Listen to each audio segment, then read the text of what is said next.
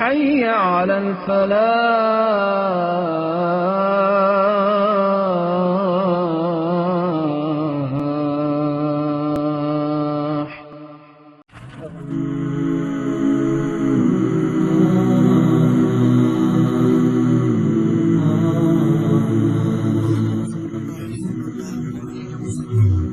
قرآن کی ایک بہت مشہور سورت ہے سورۃ الفیل۔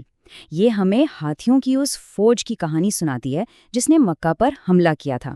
یہ ایک ایسی داستان ہے جسے ہم سب بچپن سے سنتے آئے ہیں، لیکن کیا یہ کہانی ویسی ہی ہے جیسی ہم سمجھتے ہیں؟ آئیے اس کے متن کی گہرائی میں اتر کر دیکھتے ہیں کہ اس میں اور کیا کچھ چھپا ہو سکتا ہے۔ ذرا سوچئے، 60,000 سپاہیوں کا لشکر، یہ یمن کے حکمران ابرہہ کی فوج تھی، اور اس زمانے کے حساب سے یہ ایک بہت بڑی طاقت تھی جس کا مقابلہ کرنا تقریباً ناممکن تھا۔ اور ان کا مقصد صرف کسی شہر کو فتح کرنا نہیں تھا، بلکہ ان کا ارادہ اس سے کہیں بڑا تھا۔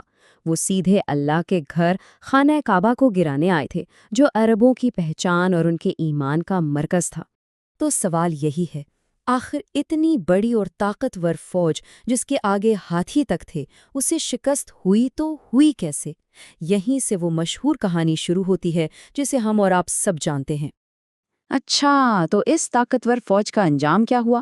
اس واقعے کی جو سب سے مشہور کہانی ہم سنتے آئے ہیں وہ ایک معجزے کی داستان ہے۔ آئیے پہلے اس مشہور روایت پر ایک نظر ڈالتے ہیں۔ کہانی یہ ہے کہ قریش نے جب دیکھا کہ مقابلہ ناممکن ہے تو وہ مکہ چھوڑ کر پہاڑوں میں چلے گئے۔ انہوں نے کعبہ کو اللہ کے حوالے کر دیا اور صرف دعا کرنے لگے۔ پھر آسمان پر پرندوں کے غول نظر آئے جو اپنی چونچوں اور پنجوں میں چھوٹی چھوٹی کنکریاں لیے ہوئے تھے، اور انہوں نے وہ کنکریاں پوری فوج پر برسا دیں۔ لیکن کیا یہ کہانی اتنی ہی سیدھی سادی ہے؟ جب ہم قرآن کے الفاظ پر گہرائی سے غور کرتے ہیں تو کچھ ایسے سوالات سامنے آتے ہیں جو ہمیں اس مشہور کہانی پر دوبارہ سوچنے پر مجبور کر دیتے ہیں۔ پہلا سوال تو خود قریش کے کردار پر اٹھتا ہے۔ تاریخ بتاتی ہے کہ وہ اپنی بہادری اور غیرت کے لیے مشہور تھے۔ تو کیا یہ بات ہضم ہوتی ہے کہ وہ اپنے سب سے مقدس مقام، اپنی عزت کے مرکز کو بغیر لڑے ہی چھوڑ کر بھاگ جاتے؟ اور اس سے بھی بڑا سوال قرآن کے اپنے اصول کا ہے۔ قرآن ہمیں بار بار یہ سکھاتا ہے کہ اللہ کی مدد ان لوگوں کے لیے آتی ہے جو خود بھی کوشش کرتے ہیں، نہ کہ ان کے لیے جو بس ہاتھ پر ہاتھ دھرے بیٹھے رہیں۔ اس کی ایک بہترین مثال ہمیں بنی اسرائیل کے واقعے میں ملتی ہے۔ یاد ہے جب انہوں نے لڑنے سے انکار کر دیا تھا اور کہا تھا، اے موسیٰ، تم اور تمہارا رب جا کر لڑو، ہم تو یہیں بیٹھے ہیں۔ تو کیا ہوا؟ ان کی مدد نہیں کی گئی بلکہ انہیں سزا ملی۔ یہ اصول بالکل واضح ہے، عمل کے بغیر مدد نہیں ملتی۔ تو پھر اصل میں ہوا کیا تھا؟ ایک متبادل تشریح، ایک دوسری ریڈنگ ہمیں ایک بالکل نیا منظر نامہ دکھاتی ہے، اور یہ تشریح نہ صرف پچھلے سوالوں کا جواب دیتی ہے بلکہ اس پورے واقعے کو ایک نیا اور بہت طاقتور مطلب دیتی ہے۔ اس نئی تشریح کی بنیاد سورت کی ایک آیت میں موجود صرف ایک لفظ ترمیہم پر ہے۔ اب دیکھیں، عام طور پر اس کا ترجمہ کیا جاتا ہے کہ پرندے ان پر پھینک رہے تھے، لیکن عربی زبان میں یہ بھی ممکن ہے کہ اس کا مخاطب قریش ہوں، یعنی تم یعنی قریش ان پر پھینک رہے تھے۔ اب یہ ایک چھوٹی سی لسانی تبدیلی ہے، لیکن یہ پوری کہانی کو الٹ کر رکھ دیتی ہے۔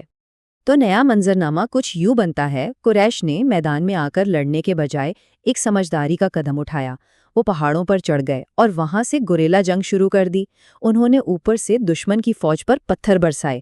ٹھیک ہے، یہ کمزور سا دفاع تھا، لیکن انہوں نے اپنی ہمت کے مطابق کوشش کی، اور تب اللہ کی مدد آئی ایک شدید آندھی کی صورت میں جس نے دشمن کی فوج کو تہس نہس کر دیا۔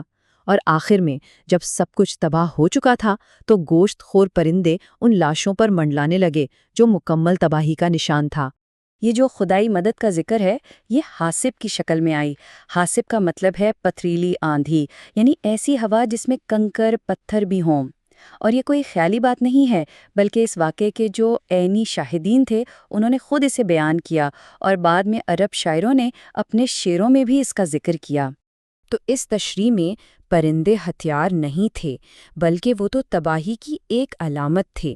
دیکھیں عربی شاعری میں یہ ایک عام استعارہ تھا کہ جب کسی فوج کی لاشوں پر گوشت خور پرندے منڈلانے لگیں تو اس کا مطلب ہوتا تھا کہ وہ فوج پوری طرح مٹ چکی ہے، اتنی کہ کوئی اس کی لاشیں اٹھانے والا بھی باقی نہیں بچا۔ تو اس نئی تشریح سے پوری کہانی کا سبق ہی بدل جاتا ہے۔ کیسے؟ آئیے دیکھتے ہیں۔ پہلی کہانی کا سبق کیا تھا کہ بس ہاتھ پر ہاتھ دھرے بیٹھو اور معجزے کا انتظار کرو، لیکن یہ دوسری تشریح ہمیں سکھاتی ہے کہ ایمان کا مطلب عمل ہے۔ جب انسان اپنی ہمت اور بساط کے مطابق کوشش کرتا ہے، چاہے وہ کوشش کتنی ہی کمزور کیوں نہ ہو، تب اللہ کی مدد آتی ہے اور اس چھوٹی سی کوشش کو ایک بہت بڑی فتح میں بدل دیتی ہے۔ اور اس اصول کی ایک اور زبردست مثال ہمیں جنگ بدر میں ملتی ہے۔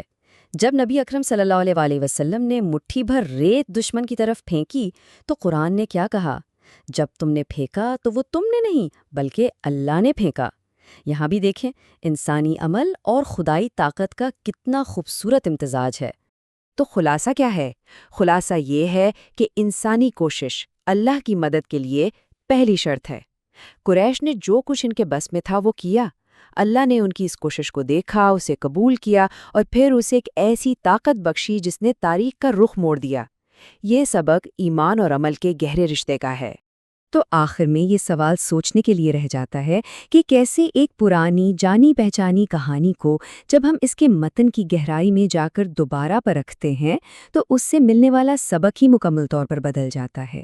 یہ صرف ایک تاریخی واقعہ نہیں بلکہ یہ اس بات کی بھی یاد دہانی ہے کہ معنی کی تلاش کا سفر کبھی ختم نہیں ہوتا۔